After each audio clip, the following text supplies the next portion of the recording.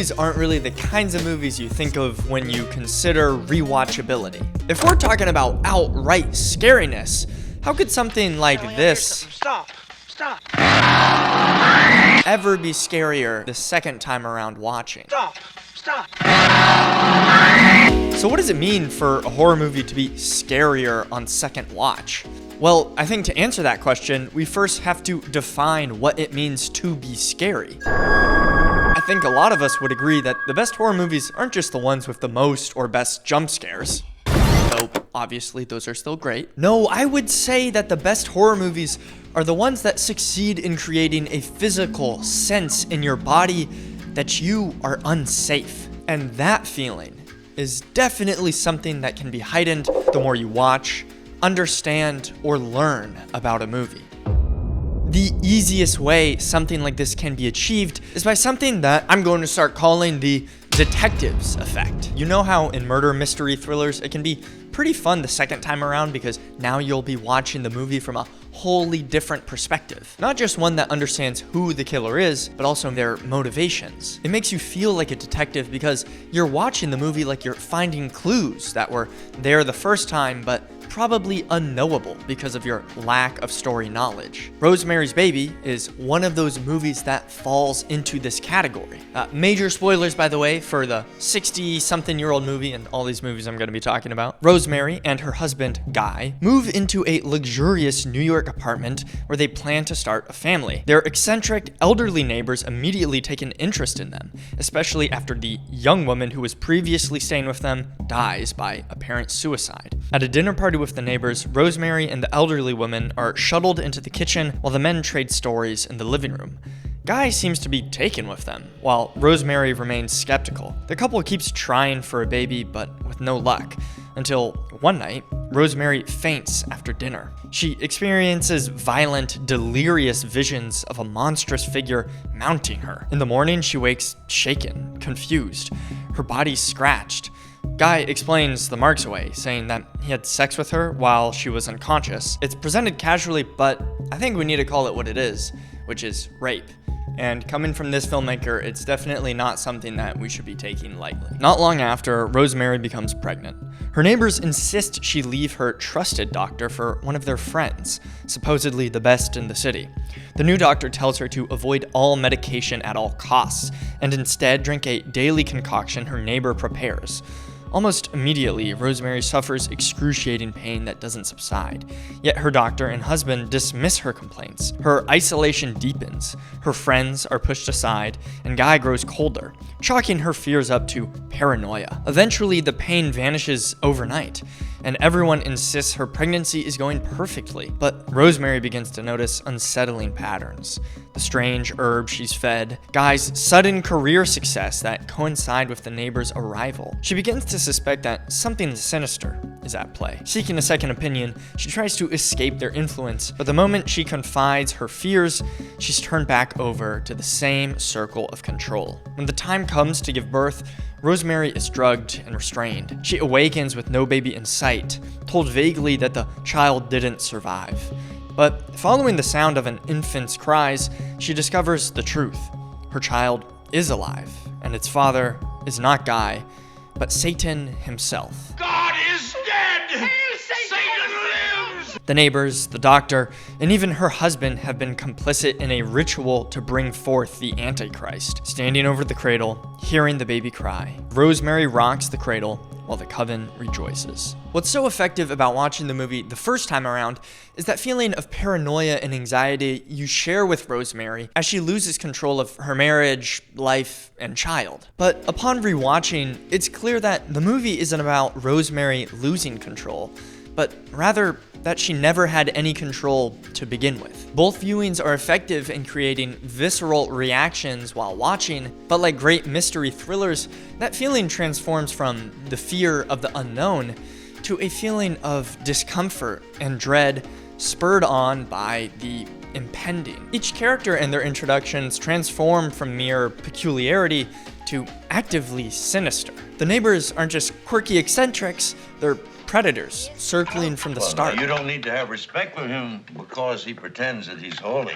Now, that's a good point. Guy isn't just inattentive or selfish, He's actively complicit. You know what I'd love to do? What? Tell Minnie and Roman. Bartering away his wife's body and future for his own professional gain. This is felt most in the subtlety of the performances that become that much more clear on Rewatch. I've been tearing my hair out over my career. Let's have a baby, all right? He wants to talk to me. What about? I don't know. He wouldn't say. I think those boys' adventure stories are going to his head.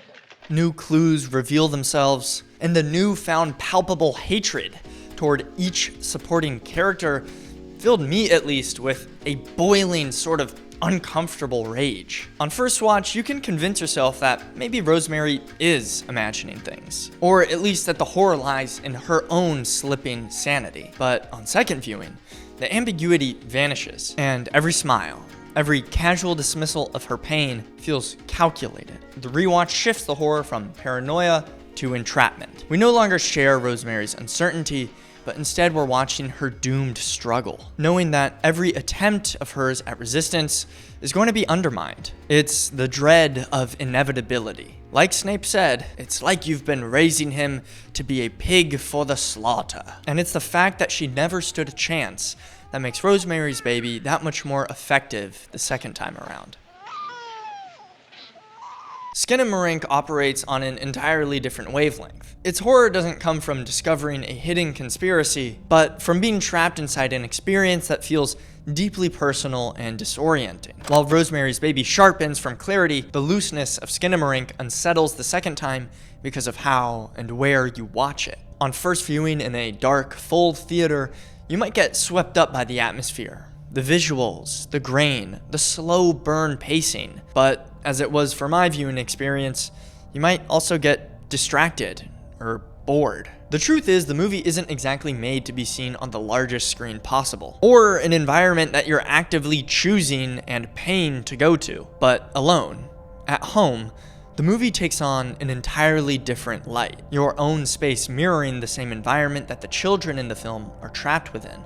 Your safe home turns into the site of something inescapable. Trying to give a straightforward synopsis of Skinamarink kind of misses the point entirely, but here's the gist. Two kids wake up one night only to find that their father is missing and their house is slowly transforming. Doors and windows vanish, walls shift, and the TV becomes both a nightlight and some kind of weird voice. The kids wander through the dark, whispering, playing, and trying to make sense of a reality that keeps erasing itself. It isn't a conventional plot so much so as an accumulation of disorientation. The more the house dissolves, the more it feels like we're watching not a story, but a fragmented memory of a child's nightmare.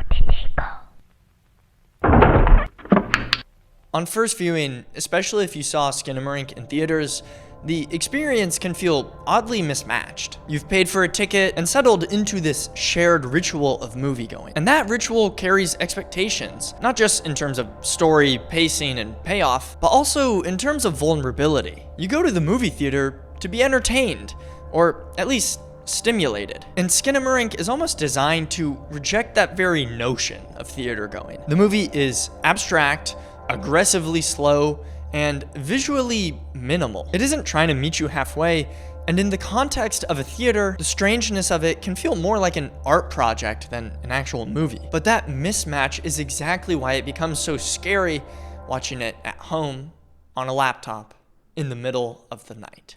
Suddenly, the movie's shape makes sense. You're experiencing it the same way the children in the film are experiencing their nightmare. Alone, vulnerable, and in a familiar space that feels unsafe. The hum of the TV, the glow of the screen, the way shadows swallow corners of the room. The effectiveness of Skinamarink is how well it succeeds in blurring the lines between the edges of your computer screen and the physical space that you're inhabiting.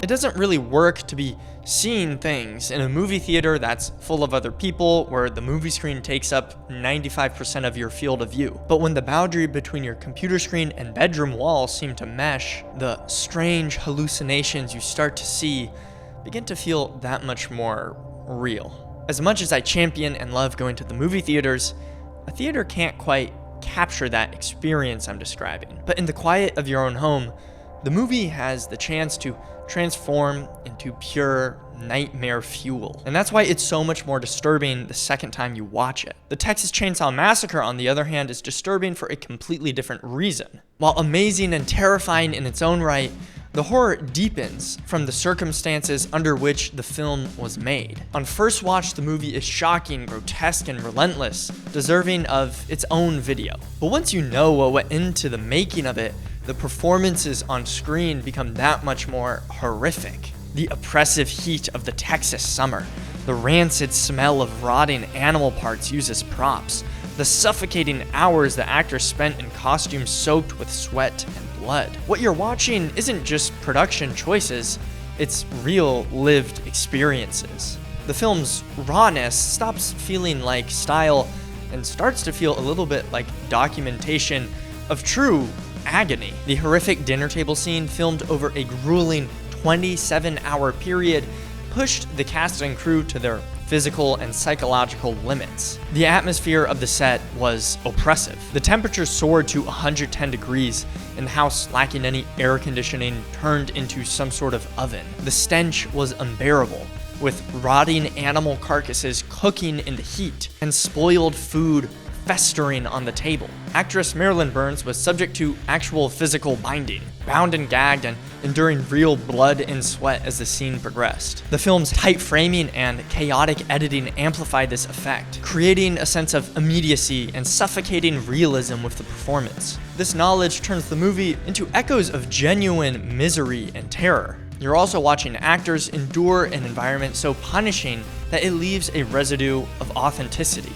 And it's that residue, that awareness of the real pain behind the spectacle, that makes Texas Chainsaw Massacre so much more gross and horrific when you revisit it. I asked my viewers what were some experiences with horror movies that they had that was scarier the second time around. Montoni says Alien. It was terrifying the first time, but now I had an appreciation for it and the design of everything.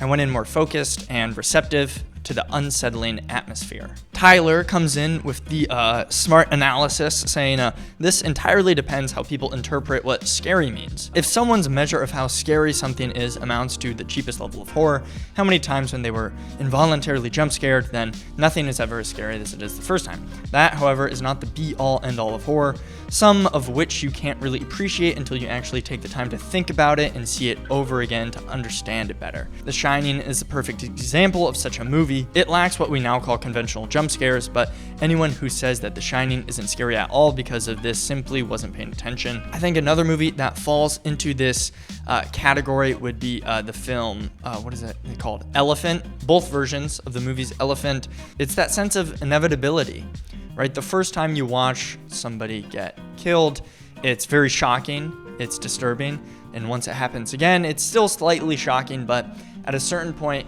it's all about the dread of inevitability because you know what's gonna happen and you know that there's nothing you can do to stop it. And that just doesn't make you feel good, right? We wanna have the feeling that we have control over things. And effective horror movies kind of rip that control away from you and leave you totally naked. Dice Pudding says, honestly, Hereditary. Losing the spooky horror from the shocking events and the couple of good jump scares is so minor in comparison to the dread horror you gain on a second watch by recognizing the manipulation as it unfolds. Similar to Midsommar, by the way. Ari Aster for the win. Couldn't agree more with both of these choices. Okay, I gotta put Brittany Flora in just because of the love for M. Night, my boy M. Night. Every M. Night movie is a 5-star masterpiece, just saying. Yeah, old was cool. Anyway. That's a wrap on the video. Thanks for watching. Let me know in the comments if there are movies like this for you that are more scary, or maybe just that you appreciate more on Rewatch. Yeah, if you're still here, genuinely, thank you so much. I love you. Next week's video, we're going to be looking at the works of Kiyoshi Kurosawa. So stay tuned for that one. All right, peace.